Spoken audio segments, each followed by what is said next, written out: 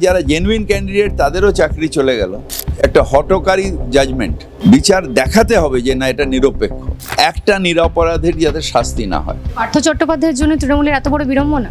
মমতা ব্যানার্জি নিজে কিন্তু সততার প্রতীক। আমাদের বিরোধী দলনেতা জাজমেন্ট আগে পড়ে নেন, বিচারপতি পরে ডেলিভার করে। বিচার ব্যবস্থা কোথায় যাচ্ছে? কলকাতা হাইকোর্টের রায় 26,000 জনের চাকরি চলে যাওয়া, প্রায় 26,000 জনের চাকরি চলে যাওয়া, কি মনে হচ্ছে কি প্রভাব পড়তে পারে? আমি আপনার মাধ্যমে প্রশ্ন করতে চাই, এই 26,000ই করেছে, মানে দুর্নীতিতে চাকরি পেয়েছে? এই হলফনামা কে দিয়েছে? আমাদের আইনে একটা জিনিস আছে, 100টা অপরাধী যদি ছাড়া পেয়ে যায় যাক, একটা নিরপরাধের যাতে শাস্তি না হয়। এটা বেসিক থিওরি অফ ল। সেখানে যারা সত্যি সত্যি চাকরি পেয়েছেন, ওএমআর সিট সবকটা স্ক্যান করে দেখতো যে 25,000ই করতো, টাইম লাগতো। তারপরে দেখতো যে সত্যি সত্যি কারা পাস করেছে কারা পাস করেনি। ওএমআর সিটের সাথে নম্বর যেটা কম্পিউটারে আছে তাটা মিলিয়ে দেখতো 25,000। Let CBI work for years. কিন্তু এই তাড়াহুড়ো করে 25,000 মানুষের চাকরি চলে গেল, অর্থাৎ যারা জেনুইন ক্যান্ডিডেট তাদেরও চাকরি চলে গেল। এটা আমার মনে হয় যে একটা হটকারী জাজমেন্ট হয়েছে। আর সবথেকে যেটা আশ্চর্য লাগে, আমাদের বিরোধী দলনেতা জাজমেন্ট আগে পড়ে নেন, বিচারপতি পরে ডেলিভার করে। বিরোধী দলনেতা বলছেন বোম ফাটবে সোমবার মঙ্গলবার, আর বিচারপতি সেই জাজমেন্টটা পড়ছেন সোমবার দিন। এটা একটা আশ্চর্য ব্যাপার। অর্থাৎ বিচারপতি জাজমেন্ট আগে বিরোধী দলনেতা চেক করে নিয়ে তারপর কি বিচারপতিকে পড়তে দিয়েছেন? এই বিচার ব্যবস্থায় মানুষের জাজ শুধু আপনার বিচার করলে হবে না, বিচার দেখাতে হবে যে না এটা নিরপেক্ষ, বিচার দেখাতে হবে। এটা হাইকোর্ট এবং সুপ্রিম কোর্টের দায়িত্ব পড়ছে যে এটা বিচার ব্যবস্থাটাকে এইভাবে করতে হবে। সব থেকে যেটা বিপদ হয়ে যায় উচ্চাকাঙ্ক্ষা। আমি হাইকোর্টের জাজ, আমাকে সুপ্রিম কোর্টে যেতে হবে, সেই জন্য আমাকে সেন্ট্রাল গভর্নমেন্টে যারা আছে তাদের সাথে রিলেশন রাখতে হবে। আমি সুপ্রিম কোর্টের জাজ বা হাইকোর্টের জাজ রিটায়ার করব, রিটায়ারমেন্টের পরে আমাকে একটা বার্থ কোথাও একটা পেতে হবে, হয় রাজ্যসভায় পেতে হবে কিংবা আমাকে কোথাওকার গভর্নর হতে হবে।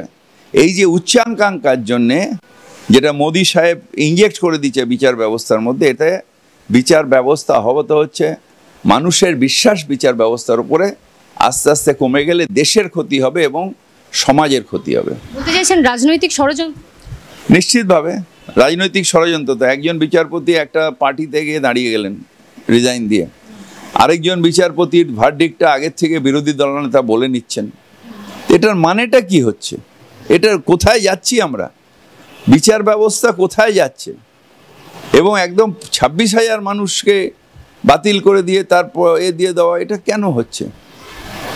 ঠিক আছে, তো বলছে আমরা রাজ্যকে সময় দিয়েছিলাম বলার জন্য কারা অযোগ্য কারা যোগ্য, রাজ্য তো জানায়নি, সেক্ষেত্রে পুরো প্যানেলই বাতিল।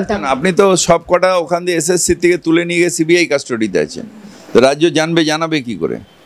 রাজ্যর কাছ থেকে আপনি সব ওমার সিটস নিয়ে নিয়েছেন, মানে এসএসসি রাজ্যের কাছ থেকে না, স্কুল সার্ভিস কমিশনের কাছে। তারপর কম্পিউটারগুলো নিয়ে চলে গেছেন, আমি যা শুনেছি। আমি এসএসসির কেউ নাই বা আমি দেখতেও যাইনি, বা আমি যা শুনেছি।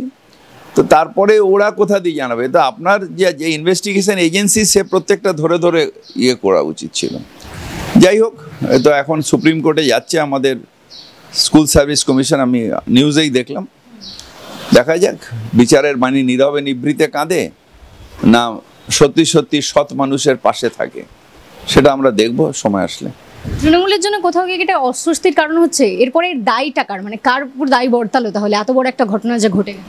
দেখুন, এটা অস্বীকার করার কিছু নেই যে কিছু জায়গায় অন্যায় হয়েছে, কিন্তু তার মানে টোটাল তৃণমূল কংগ্রেসের অন্যায়, যেটা ন্যারেটিভ চোর চোর করে বিরোধীরা যেটা করছে, সেটা কিন্তু ঠিক নয়। কারণ তৃণমূল কংগ্রেসে এখনও অনেক সৎ মানুষ আছেন, অনেক মানুষ আছেন যারা জীবনের সংগ্রাম করে সিপিএমকে সরিয়ে দিয়ে তৃণমূল কংগ্রেসে আছেন। মমতা ব্যানার্জি নিজে কিন্তু সততার প্রতীক।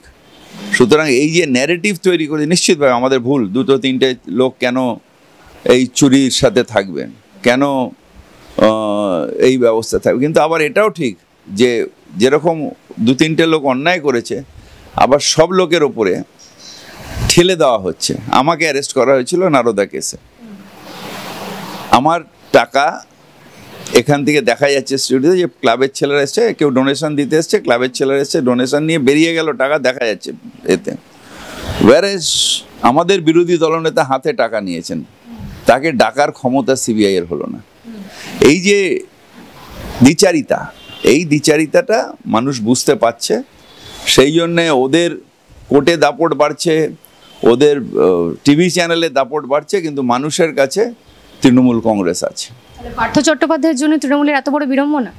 পার্থ চট্টোপাধ্যায় আরও যারা আছেন, ইনভেস্টিগেশন হচ্ছে, কোর্টে চার্জশিট দেওয়া হবে, তার চোটে আশা করি বিচারের ব্যবস্থা নিবিড়ে কাঁদবে না, মানে নিভৃতে কাঁদবে না।